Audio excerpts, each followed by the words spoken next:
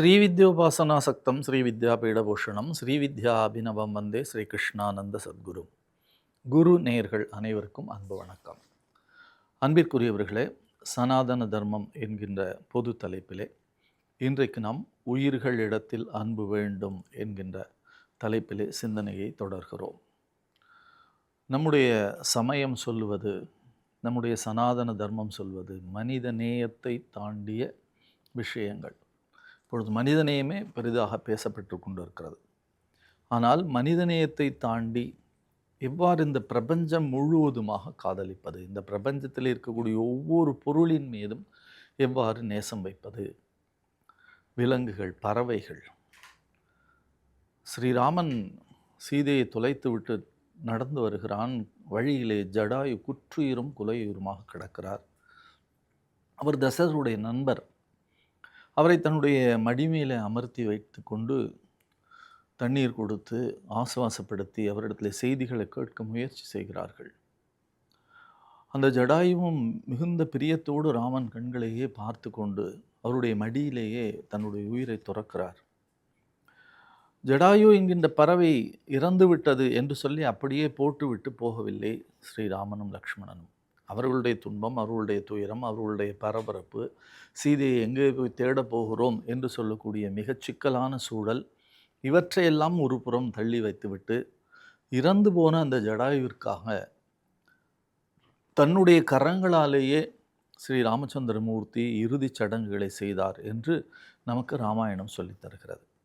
இது எதற்காக என்று சொன்னால், யாராக இருந்தாலும், எந்த உயிராக இருந்தாலும் கூட அந்த உயிரை நாம் மதிக்க வேண்டும், நேசிக்க வேண்டும், அன்பு செலுத்த வேண்டும் என்பதை நமக்கு அது காட்டுகின்றது. மகாகவி பாரதி தான் அழகாக சொல்லுவான், உயிர்களிடத்தில் அன்பு வேண்டும், தெய்வம் உண்மையென்று தான் அறிதல் வேண்டும், வைரமுடைய நெஞ்சு வேண்டும், இவை வாழும் முறைமையடி பாப்பா என்று சொல்லுவான். பாப்பாவுக்கு சொல்லித் தருகிறான். வாழும் முறைமை என்ன என்று சொன்னால், உயிர்களை நேசித்தல், உயிர்களை காதலித்தல், உயிர்களிடத்திலே அன்பு செலுத்துதல். மனிதர்கள் மட்டுமல்ல, இன்றைக்கு நாம் பார்க்கிறோம், நிறைய எவ்வளவு சொன்னாலும் கூட இந்த செயற்கையாக உருவாக்கப்பட்ட கோழிகளுடைய இறைச்சியை சாப்பிடாதீர்கள் என்று சொல்லிக்கொண்டே இருக்கிறார்கள். ஆனாலும் கூட ஒவ்வொரு நாளும் லட்சக்கணக்கான கோழிகள் உருவாக்கப்பட்டு அழிக்கப்பட்டு கொண்டே இருக்கின்றன. அவை உயிருள்ளவைதான் என்று நாம் சொல்லுகிறோம். ஆனால் அந்த கோழிகளை நீங்கள் அவர்கள் படுத்துகின்ற பாட்டை பார்த்தீர்கள் என்று சொன்னால் கண்களிலே ரத்தம் வரும்.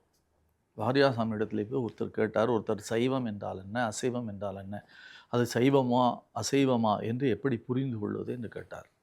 சாமி சிரித்து கொண்டே சொன்னார், நாம் சாலை ஓரத்திலே நடந்து போகிறோம், ஒரு இறைச்சி கடை இருக்கிறது. அந்த இறைச்சி கடையிலே ஒரு ஆட்டை தலையை வெட்டி முன்னால் வைத்து இறைச்சி கடைக்காரர் வியாபாரம் செய்து கொண்டே இருக்கிறார்.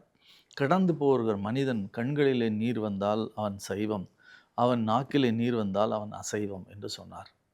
அப்படி இந்த கோழிகளை படுத்துகிறதை பார்த்தால், அந்த டிவிஎஸ் 50 அல்லது வேறு ஒரு வாகனமோ இரண்டு பக்கமும் நூற்றுக்கணக்கான கோழிகளை தொங்க விட்டு கொண்டு அவைகள் அப்படியே சாலையிலே தர தர தரவென்று அதனுடைய முகங்களும் அதனுடைய அலகுகளும் தரையிலே மிக மிக கேவலமான முறையிலே அது சீரழிக்கப்பட்டு சென்று கொண்டிருக்கிற காட்சியை காண்கிறோம்.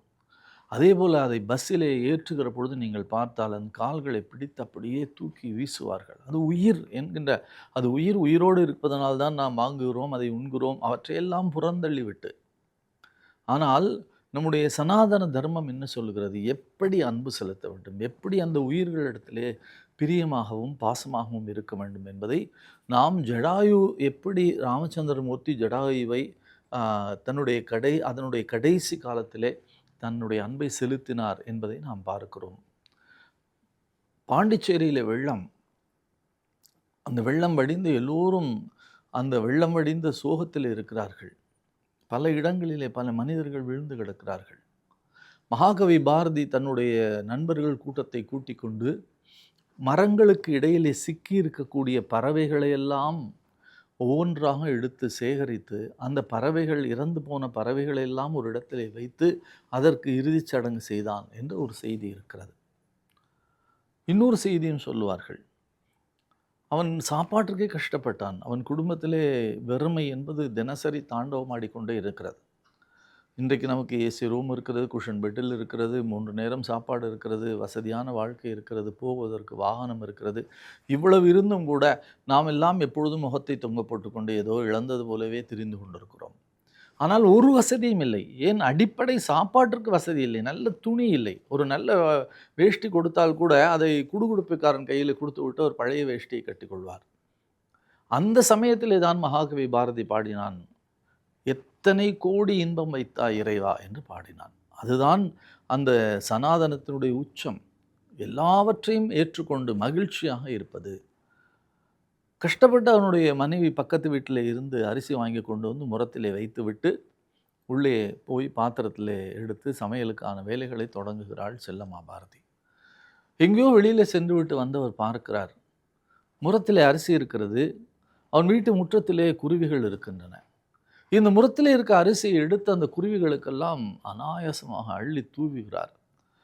தூவினதோடு அந்த இருக்கக்கூடிய அந்த குருவிகளோடு சேர்ந்து கொண்டு அப்படியே ஆடி குடித்து ஆனந்தமாக பாட்டு பாடுகிறார். காக்கை குருவி எங்கள் ஜாதி, நீள் கடலும் மலையும் எங்கள் கூட்டம், நோக்கும் இடமெல்லாம் நாமன்றி வேறில்லை, நோக்க நோக்க களியாட்டம் என்று அப்படியே குதிக்கின்றார். இவருடைய குரலை கேட்டு, ஆட்டத்தை கேட்டு வேகமாக ஓடி வந்து செல்லம்மா பார்க்கிறார். முறத்திலே இருந்த அரிசியெல்லாம் முற்றத்திலே வீசி எறியப்பட்டிருக்கிறது, பறவைகள் கொத்தி கொண்டிருக்கிறது. அப்புறம் சாப்பாடு எப்படி இருக்கும் என்று உங்களுக்கு தெரிந்திருக்கும். யோசித்து பார்க்கிறோம். நம்முடைய சமயம், நம்முடைய பெரியவர்கள் ஒரு 4 வரிதான், ஒரு வருடம் முழுவதுமாக தவம் செய்வார் திருமூலர். 3000 வருஷம் தவம் செய்து 3000 பாடல்களை எழுதினார். நம்முடைய சமயத்தினுடைய மிகப்பெரிய பொக்கிஷம் திருமூல திருமந்திரம். அது வாழ்வியலை சொல்லி இருக்கிறது, அதே சமயத்தில் ஆன்மீகத்தை சொல்லி இருக்கிறது, அதே சமயத்தில் யோக சாஸ்திரத்தை சொல்லி இருக்கிறது, பல்வேறு வகைகளை நமக்கு செய்திகளை அள்ளி தருகிறது. அதிலே அவர் சொல்லுகிறார், யாவர்க்குமாம் இறைவர்க்கு ஒரு பச்சிலை, யாவர்க்குமாம் உண்ணும்போது ஒரு கைப்பிடி, யாவர்க்குமாம் பசுவிற்கு ஒரு வாயுரை, யாவர்க்குமாம் பிறர்க்கு இன்னுரை தானே என்று சொல்லுகிறார். யாவர்க்குமாம் பசுவிற்கு ஒரு வாயுரை. நம்மால் என்ன செய்ய முடியும்? விலங்குகளுக்கு ஏதாவது தர வேண்டும். ஒரு 20 ஆண்டுகளுக்கு முன்னாலே எல்லாம் ஆலயத்திற்கு செல்லக்கூடிய பெரியவர்கள், தாய்மார்கள் என்ன செய்வார்கள் என்று சொன்னால், ஒரு கூடையிலே விளக்கு இப்பொழுது இருக்கிற மாதிரி கோயில் வாசலில் விளக்கு விற்பதில்லை. அப்பொழுதெல்லாம் விளக்கு ஏற்றுவதற்காக அகல் சீட்டுகளை எடுத்துக்கொண்டு, எண்ணெயை எடுத்துக்கொண்டு, திரிகளை எடுத்துக்கொண்டு, அதை ஒரு பகுதியில் வைத்துக்கொண்டு இன்னொரு பகுதியிலே ஒரு சம்படம் என்று சொல்லக்கூடிய ஒரு பாத்திரத்தை வைத்திருப்பார்கள். அந்த சம்படத்திலே குறுநல் அரிசி, அரிசியினுடைய பாதி பகுதி, அந்த குறுநல் அரிசி, கொஞ்சம் உதிர்ந்த வெல்லத்துகள், இது ரெண்டையும் ஒன்றாக கலந்து அதை ஒன்றாக வைத்திருக்கக்கூடிய அந்த சம்படத்தை எடுத்து வைத்துக் கொள்வார்கள். காரணம் என்ன என்று கேட்டால், அந்த அரிசியையும் வெல்லத்துகளையும் எடுத்து கொண்டு போய் ஆலயத்தில் இருக்கக்கூடிய மரங்களின் பகுதியிலே, வேர்பகுதியிலே சுற்றி வட போடுவார்கள். அங்கே இருக்கக்கூடிய எறும்புகளெல்லாம் அதனை சாப்பிட வேண்டும் என்ற மிகுந்த அக்கறையோடு கூட இந்த சமுதாய பணியையும் ஆலய வழிபாட்டோடு செய்து கொண்டிருந்தார்கள். இப்படி ஒரு சின்ன எறும்பு கூட சாப்பிட வேண்டும் என்கின்ற தன்மை, கோலம் போடுவதனுடைய அடிப்படை நோக்கமே அதுதான்.